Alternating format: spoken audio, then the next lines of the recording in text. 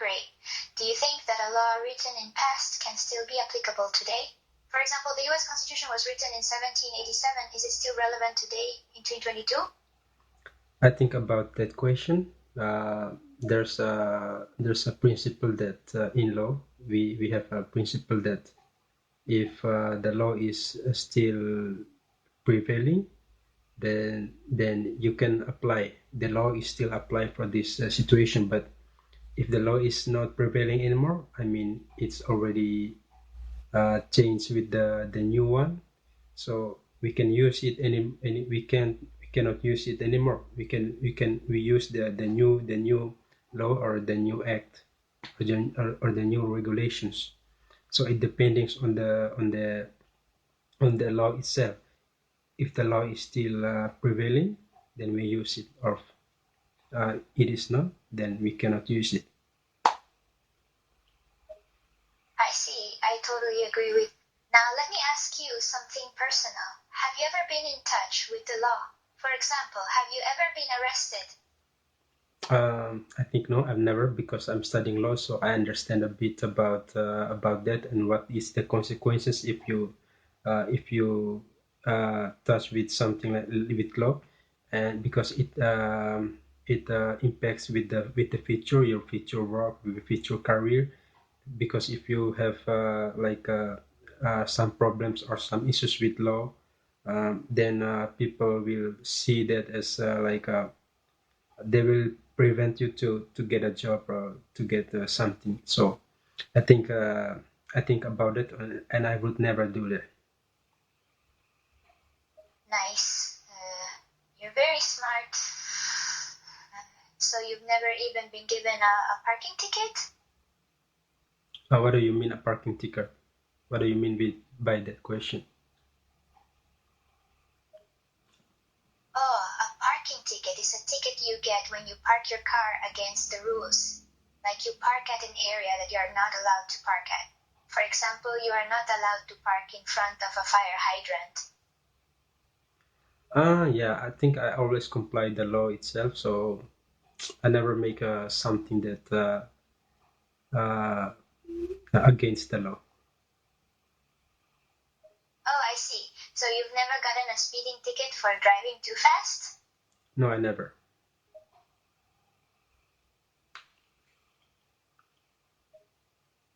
So you're a perfect citizen. Kieran knows I've gotten a parking ticket when I parked my car at a spot for disabled people. It wasn't my best day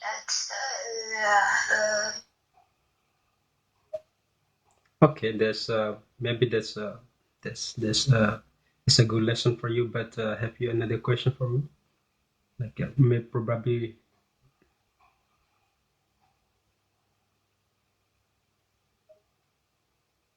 Yeah, of course, I always want to be in a good position in the eyes of the law, but I make mistakes. Do you ever do things that you know you shouldn't do, like illegally downloading movies? For downloading movies, I probably do that. I've done that probably before, but I think it's not a big deal, because sometimes I mean, I really desire to watch movies, but I can afford it, because if you want to go to the bioscope or something, because it's really expensive here, so probably the only one way is I go to like a dark web. It's not a dark web, but it's a web where you can freely watch movies. So, but sometimes I pay, because I think like Netflix or something like or another, you need to pay, but in less expensive, and then you can watch it. Ah, I know. Yeah, I sometimes. And I agree with you, I sometimes download movies too. So, we probably both are guilty of a crime, but it's okay because it's a small crime. Yeah, I think it's not a big deal. Absolutely not. So, are you single or do you have a partner? I think this question is too far for me and too personal. Probably you have to change the question. So regarding the law or itself or politics or social issues.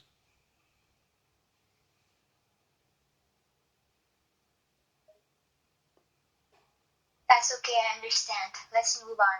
Are you an athletic person? Have you played sports before? Sports, I think sport is something inherent in my life because since I was born, I'm not since I was a child. I I play football, I play volleyball, and I even play chess, and I do paragliding as well when I was 19. So I think I do a little bit. That's really nice. Which of these sports was the most difficult for you? The most difficult is you do paragliding because paragliding is like the consequences, the risk is your own self, your lives because when you fly high and if something happen or mistakes happen in the sky, you fall down and it really risks your life. Oh, that sounds scary. Did you have any difficult moments while playing power grading which almost made you fall? Yeah, I felt that before. I think in 2020, 2021, when I was practice with my teacher or yeah, it's my teacher, and then when I fly, something is not working when I was in the air or in the sky, and then it's really scary, but I can handle it because I've learned before how to handle things. You're courageous. I couldn't do it. I'm too much of a scaredy cat. Is there anything that you're scared of?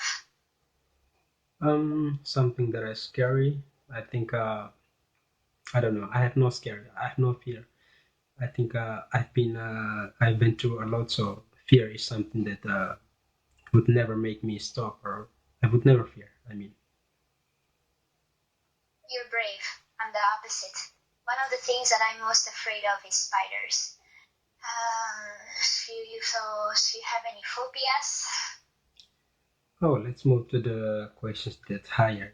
I think this is kind of like really boring questions. Probably you have to ask me like for C1. I've told you before, like a C1. Yeah, okay, I guess you're right. Okay, here's another question. Is crime inherent to human societies, or is it a problem that only exists in modern society? Crime is always inherent in human society, and because it's not happened just in recently or modern society. It's already happened long times ago since the society is created, the human is living in society, and I think it's because the need of someone is against with the need of other people. So that's why crime is born and created. I think that's the theory. Yes, crime exists at the beginning of human history. It's very interesting to discuss the causes of crime. I have another question for you. What are some of the possible reasons for a person to commit a crime? One of them is about the economic things. I mean, sometimes people need money or need something regarding in economics, and then they don't have it, and then they it's kind of hard for them to find or to get it.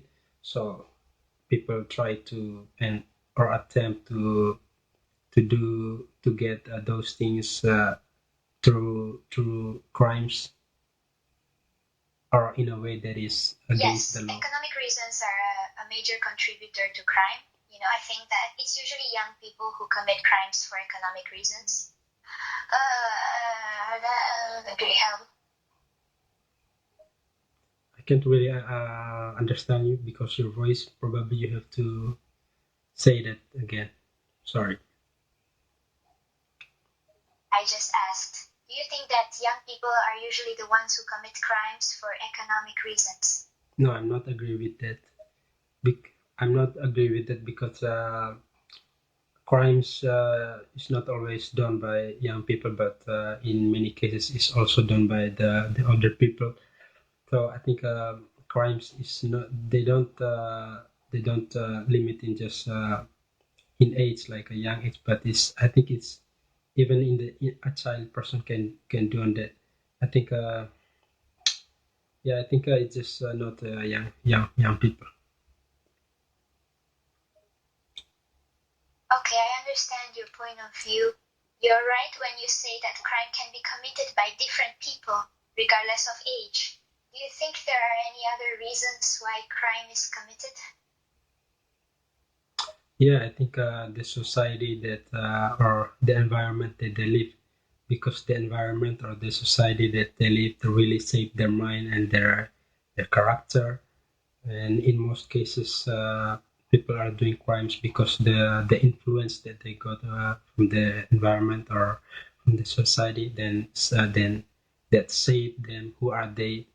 And then yeah, by the time they become a person who uh, tend to do crime. So you think that the environment or the society that a person lives in can influence their character and thus influence their decision to commit a crime? Yeah, I think so.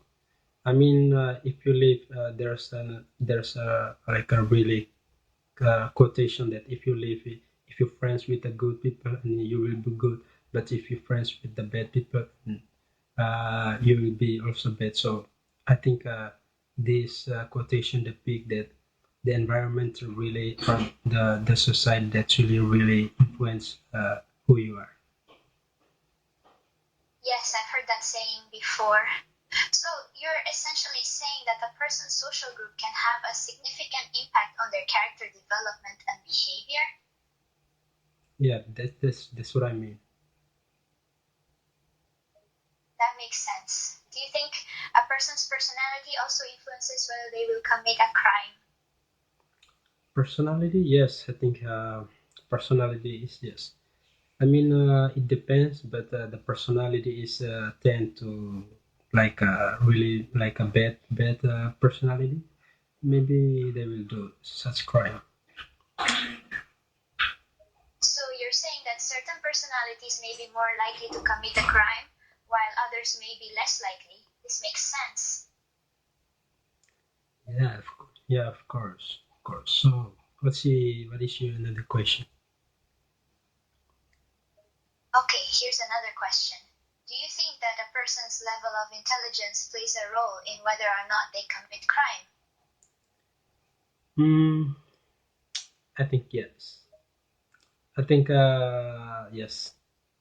But I think no. I think it's not always about intelligence because we can see that some intelligent people they still do crimes. But I think it's not about intelligence, but it's about like the how to say I don't know how to say that in English, but I can describe that. It's like the feeling in yourself when you really want something and you can't control it. Then you try to get it with a way that is unlawful.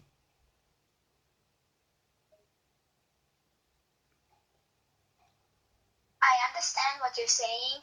So you're saying that sometimes intelligent people can also commit crimes, but it's not necessarily due to their intelligence. Instead, it's more about their ability to control their impulses and desires? That's what I mean. That's what I mean.